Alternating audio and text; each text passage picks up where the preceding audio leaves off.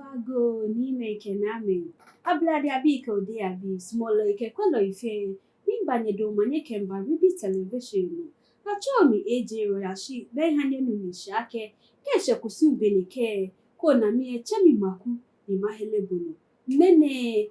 wakenye ba osu. Wabia ke mini Reeby TV fi osu. Ke wo ba na won papa.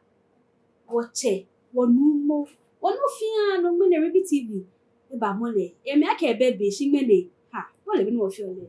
Oba mole bi en wakale ba no sane gba fi o. Wo ba bi le gbe kene ni channel fe so. Ole ake moni hani mene oba tabi ne mo wo mi di Miss Ga West 2022. Amegbela machine na ka fi audition. I he oblaye keje the age of 18 ka she 30 years. Kole ake oshe loka oshe. Shoto no fi pageant queen e be obeyele. Try 059 3075702. Ameke bubana sanegba. Mbagbela machine na ke abu. Den oba channel. Oba chike benke numo. Oba bile sadi fi o. Lewo ni hani wo chike benke numo. Yo numo. Wamba odo manye. Manye jo ablani. Ufane oba simaka oba cho wo gbe ke mo ni jibo. Ko minjo. Yo. Acho mi Wulomo boni. Nuumo Noi Osikan kpeneku niji enyo. Osu Nadu Klottey Wulomo. Mo fane ko oba bi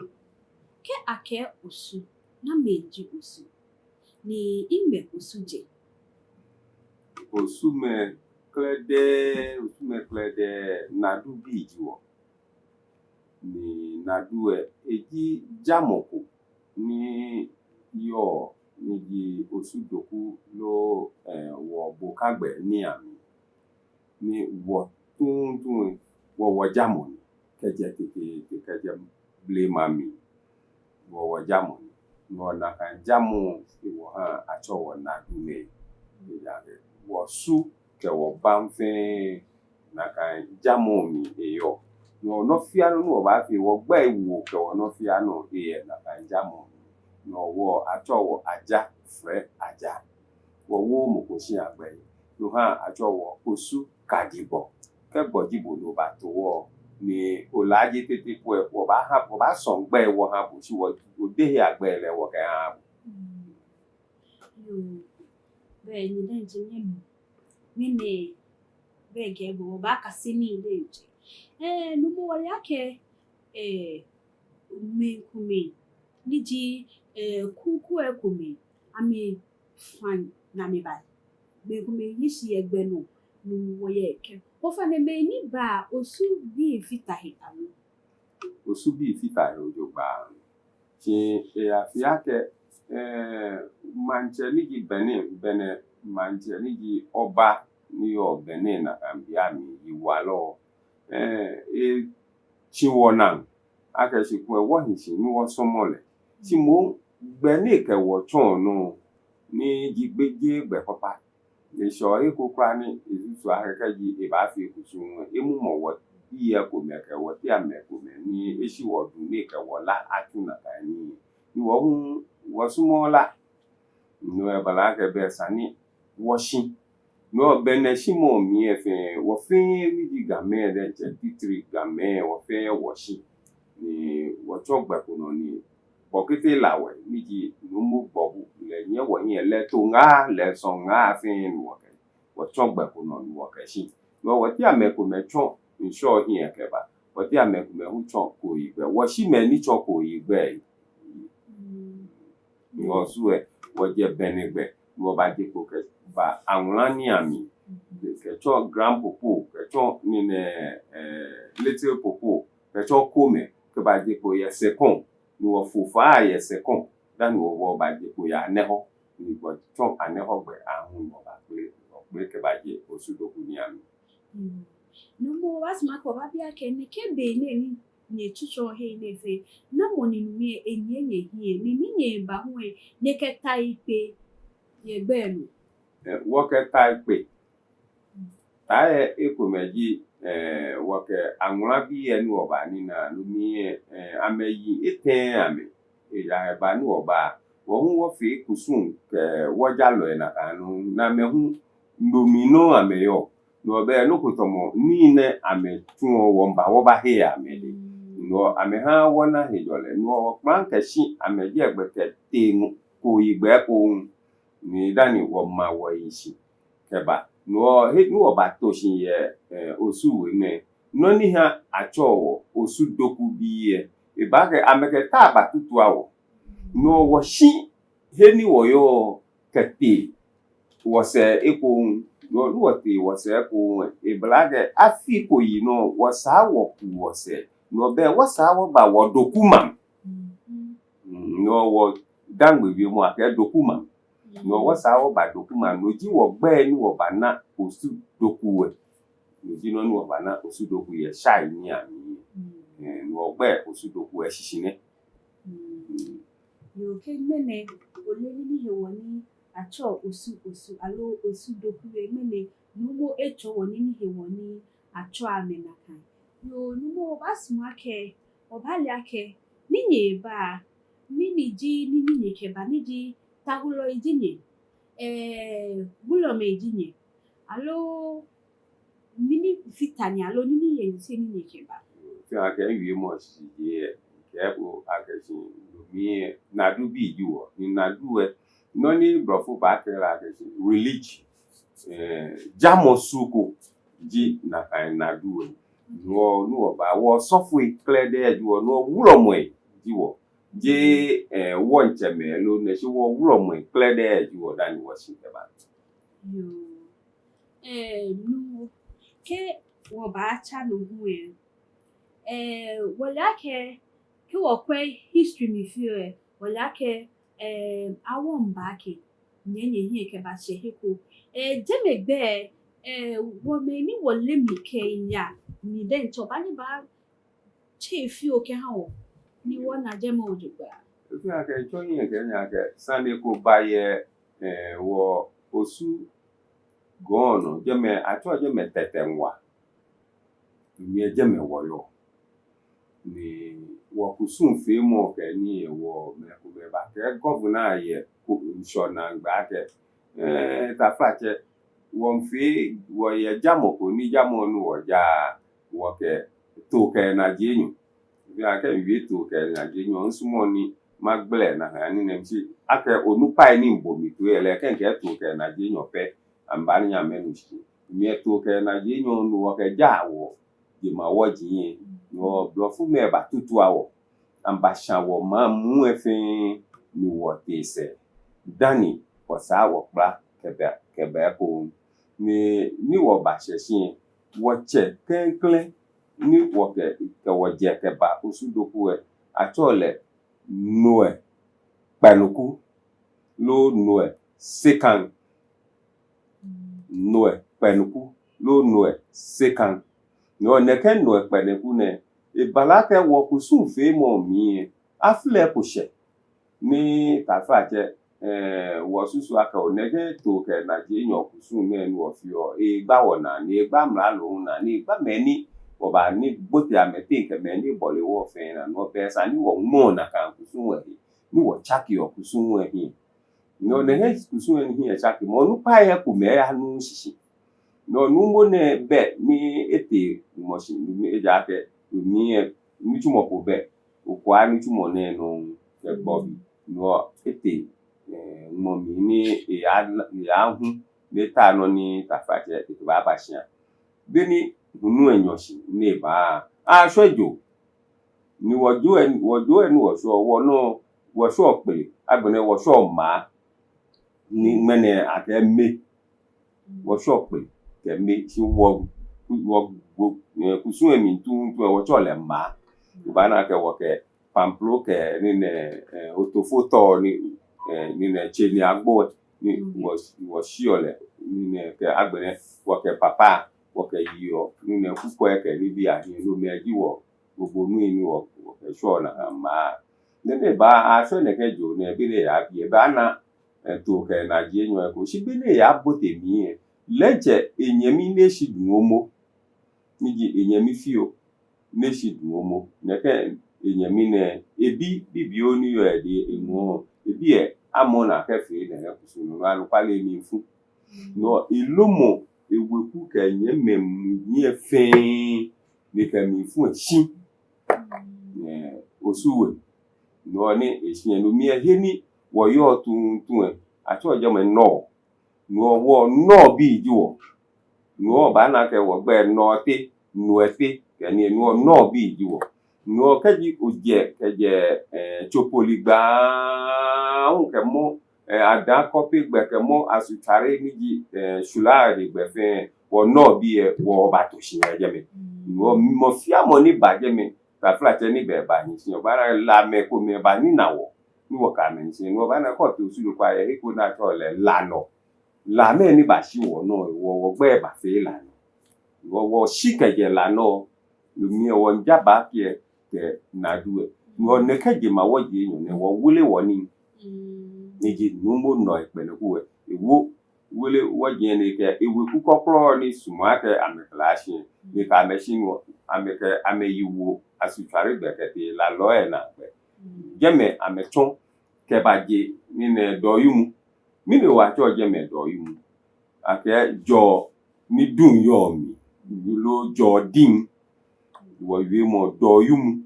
jo din lo jo ni dun yo mi wo ba se doyumu wo yi no kun ke ba ton eduko ni e bala ke ne akwamu bi ne ba tutu awe je no na amba tutu awe anu kwa amepata wo yin san sha ke ni hin meji yin amehun nyumbo nyi amese iwo ni nyumbo nyi amese wo amebomodin ameje ne ke harmony na meke yigbe ke ton eduko ma meke po eduko go no amewo jeme doyum no Nuumo Noi kpeneku ni epla keje la lo na ibaton doyum no mi eje na ha cho jeme sita na ba ni na le je ye gon sisi ewo ha ewo jeme gbe doyum ni cho age jo ni dun yo mi lo jo gbonu ko no ni ewo je doyum ni wo ke si ke po gon te to adukro ke ni ne manfete ni wo cho jeme wo pla ahun ke ba eja ke ni wo ba wie mo ni wo ke pe o ye gbe no biji ne he okre bi a wie mo wo efiake wonye wo benke jeme ja pamu bi ahun yo na ha wie mo na me no amba tutu awo me ha wo ba woni abekugbe wo plekeshi ke ba se eko ni wo ba to si wo ba nanu ke ko ye ni jeme acho jeme mene acho jeme ajamanti ye me pi nu shishi ifi amake gbe ko keke ni awo sije na ba nu wo ba to si na ke kusun fe lo ji wo fe se be wo yo me ke ma ni dan bia me be pi to mo mene nu ko o ya to si ye ko mi ni o yijo ke ya gbe ke na si meje pa ke mo pa o mi ejiji o ke ya shon no be abure manje ka kwa pe manje me na menu mi ma gbele ko na menu ho ameke rabi nye ha wa kwa meni o je me ni ta frate ameke ba won wo ma ke ya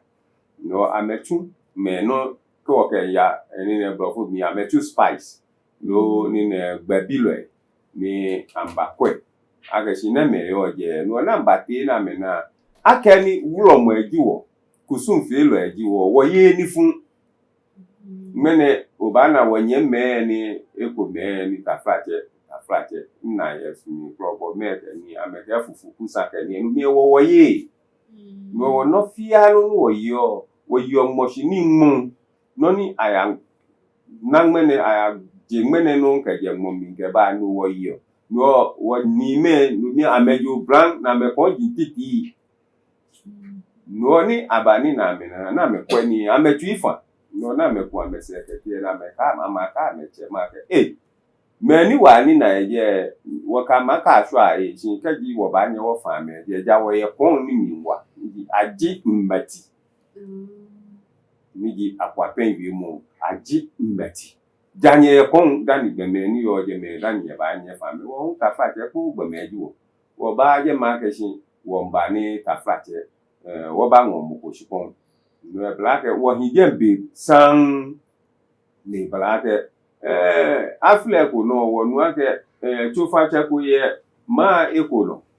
ni na kan chofa cha le un no ni penny e ka ja e wo yi ta fa che to ke na ji enyu to mi wo wo shin ne he kusun ne no wo sumo no nu na ani e ko ye wo to yi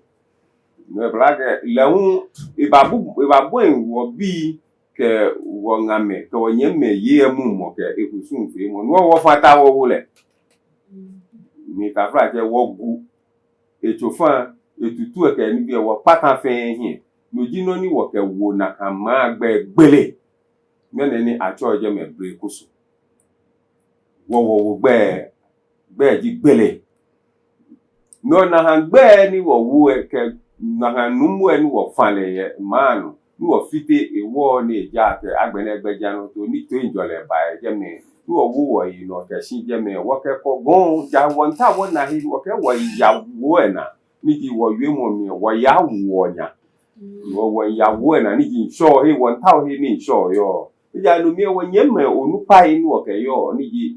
wo ke yo bene ni ji wo nyemi nu pa fefe ni ji pokete lawe gbobu Wulomo eshi ni won ta wo ese egbe ko ni wo ba ni na le ko ni wo kele un abanyishi ni wonu ake eye wo yigbe no be sani wo kogon ka to heko ni mene acho je me adenkrebi eji okra wiemo ya no mi na menu ya ke na chofache lo wo je ni yo brekusu e ni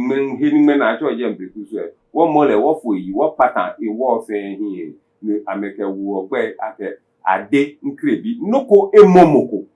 aso mo noko ya ni momoko ade nkrebi no ji no ni mene na ma nu wo chole ade nkrebi e no wo ja ade nkrebi ni wo pleke se ja ke won ta wo magbe to wo ke magbe wo blofo mi e wo chole play lo mi enu chumo nu wo tun titiri ji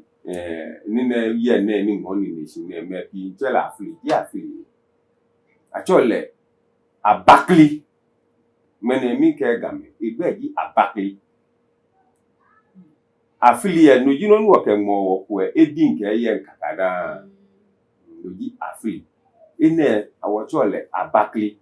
wo no he ni wo tun adi agba hun he ni wo tun kukwe mene akepolitan mi wo so gba mi mene ko ba bi ake ba tu ne gba ne no ji kukwe agbo ni wo to onu yemi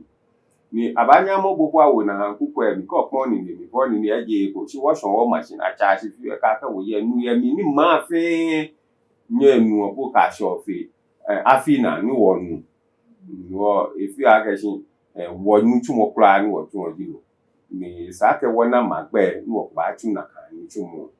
no be wo ba ye jo fi o ke je adenkre bi e ni wo ba se he ni wo ba to si fi o ye je me wo ba na magbe ojugba ni wo ba ni na ni fa pa po bibi o ko ye je na chole dakubi ni na han dakubi e ye he ni mene atomic energy e yo ni ake musuku je musuku ni nke game tete fe ake je musuku ni ta flache mi pa fa ma yu kaji o somo ko no ko ye die ake bo un owo legbe ko o te tapo ni o ya ye moko no ko o he se ye die se ni ke yo lu mo ye die bo o wo se egbe ake se ba ton bo no ti je megbe ato je me osuko jeme ni wo she adenkre bi e ni wo ba applique sin ni wo numu eni yen wo hin afaje eshidu no e balake enyami yo kwa wo yin e ko mi ami agma na mole ni sigbe na no le si le ma lo fu mu yo eni ba ni ma ni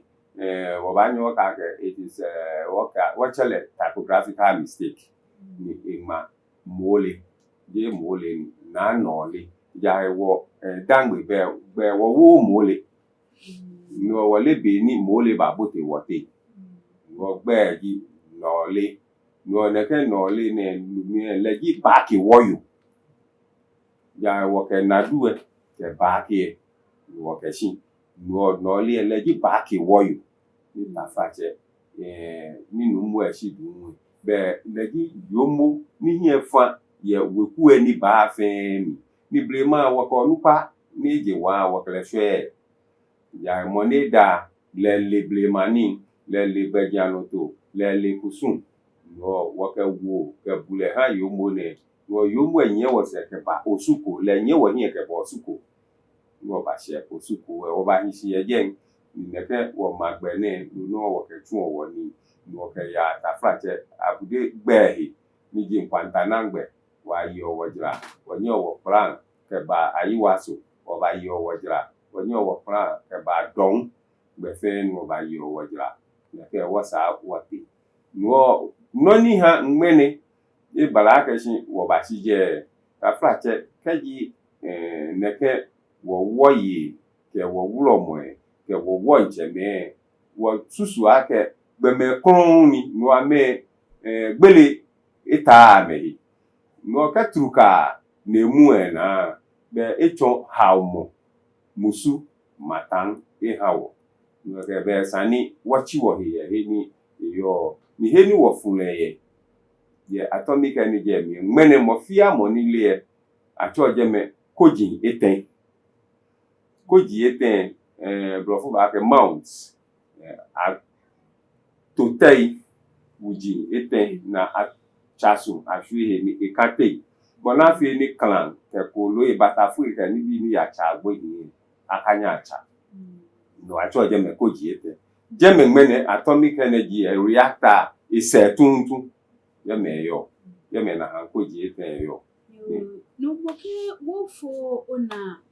wala ke ni nyeshe osuko emi kejeje meke ya nu ni nye hie ne ke nu ne ye woni le nu fi wala woni kase nu fi wala ke je Wulomo jile no te fi se ni bia ni alo te fi te osumi yo Wulomo money nu eno cho egbe Wulomo kabu ko ga je Wulomo ni be ewie anokwale se Wulomo eja ke eche ni ebane na le ji Noi kpeneku eche ni ebane na le eja ke enyenye le ho ni che gbo no na fo le echo doku bi no wo cho le no te doku no na ehi efa yomu eto le Wulomo ni Nadu na dani yomu ekeshidu no leji money fun yomu no ki oba bi kecha no wo ba sma ke oba le money di Wulomo kenkle na wo le ke money to le ke be ni aketole Wulomo kenkle ni wona wole ni ji Wulomo ji Noi kpeneku ni le efa keje osuwe ye afi 1590 1590 ni fa keje jami no be mi ni ebache akwape ngojin ami that was in the year 1620 time ebache na ngojin ami no be mi ni eplekeshin eshidun ni yomu eba kwese keje 17 kebashi 1620 ni 1620 mi yomu egbo no ni yomu egbo ni wo pla 1620 no ke plekeshin ahun gani wo ba ni na wo che bokete lawo bie no by 1620 wo ba she nso ne we mo lake emo wa denti beni o kasini la ni bi fe bona pe da ke ni page ni ole mi den je ni taje ni bi ni mi kasini no bo kasimo ni wo lo ke pe ke bo ko wi ko la ke nu ye nu mo da ke ne ke bo na no ko nu odomo nu mo bas ma ko ba bi ekun ake be ni nye ba she nye ba ni na mi ko mi ye bi alo me ni nye ba ni na ame hu ame fita me ni je ko alo me ni fa gbe a una ba she ni ame yo bi e bi ani ake nchohi enwi ake wo ga me lu mi o fe we hikumi ni wo fe ta flaje ismo ma chegbe won eja ke won che wo me inu shi no ichoko kropra ni kaji iseje me wo ba nye wo gbla mi ko ni anano ni ji ni wo fi na han gbe me ni kusun wo fi o wo nye lo tun le ji bokete lawe ni wo nye minu pani ni le eto asuye ni le to nga ni wo ke shi bene manche equation wo nafue wo na gbe wo ke jofue no nu wo mi gbla wo nye kanu ake wo nye minu pa e ba wo yibe no lese wo nye nu wo mbo ba ta wole ni wo bo ba ni na le ni na ke ele wo te na ake wo hu Wulomo eji wo ni ta fra te kusun ene yen mi wo hu na han kusun no wo tun wo e ke na han wo e ke bule ha wo ni wo ba ni na le ni eja Klottey no ni ka o nya mi fi o ka ji o ba be nke machine Klottey ma ha bu kuno o kwe Klottey o tun e kusun ke no fi ano no benu wo ba se bi Nadu Wulomo eji wo mo ni agani wole kusun wole won gbeji ano to ohun ewo no ha esi ha we ja ile ake me he ha wo noko gbonyoko e abayi ni wo ni elewo te na wo ni esi ha wo esi mo ko esi wo no ake sha si machi tahi no jo esi mo ni ji eju ekusun e han le ejule kromo ba efe le kromba ni fe ekusun fe e han le ni e ba chon Klottey Wulomo hu esi Nadu e no ko fo na o fa no ba ni ba chu o be ni ne ke ba she bi e ni ne ba ni na mo ko ba chu o date no think about it between 16 15 16 20 and what ba she sure na o le che bo na ke san ni e mi wo de nche ni bi no le fe o le mi ne mo ko ba cha yo mo no o ba sma ke wo le ni bi enu ku bi ani wo ya ko ochu osu bi aye ko ni di asini kenbi o fa me fita ni ni ke ba game ku ye ni shin je me fe o fe gbe me ko bi to ji wo shin nakan be fa ni mene to bi no ka ni we ku ipo mo fi amo ke su ni wo osu me klede ele wo kusun fe lo klede eji wo wo ba aye wa so wole ni wonu ame ya ke ame ya aye wa so e si wo chon je mi e ja ke no ni he wo ni wo ba ji wo nta wo nye minu pa bokete lawe yo no oti no ko e fi o ni no ti e o ba sma ko ba botini obi mo no chu o Reeby ana chu ake ni nyi ba je ni ke aye wa so bi ni ba na kan no hu ni nye ba ni na ame hu ye bi e no wo e chu ake ni ka me be Islam ko nye kamebe nyemi fe mo kwa lo nye kamebe no ko be ni be kusun ko kra fe mo wo kamebe Islam so wole ake wonye me ku e ko ni fa ji ami ti je wo ka me kusun ko lo topan ko be wote mele mapa fa ma gbe no ko bi ba gba me bi ana ti anu kwale si ni muji ko kra be well, historian go live my history book and Google's history there actual aduwa ewo mo ko gbe atemu na fole afaje e papa jo la no ni le je e papa ke ano chi na awure gbe ano chi ebe gbe ji o konfu no chie no de ke o konfu no chie ne ledi money wo fe wolile ate ko konfu anoti wo numo bobu Wulomo ni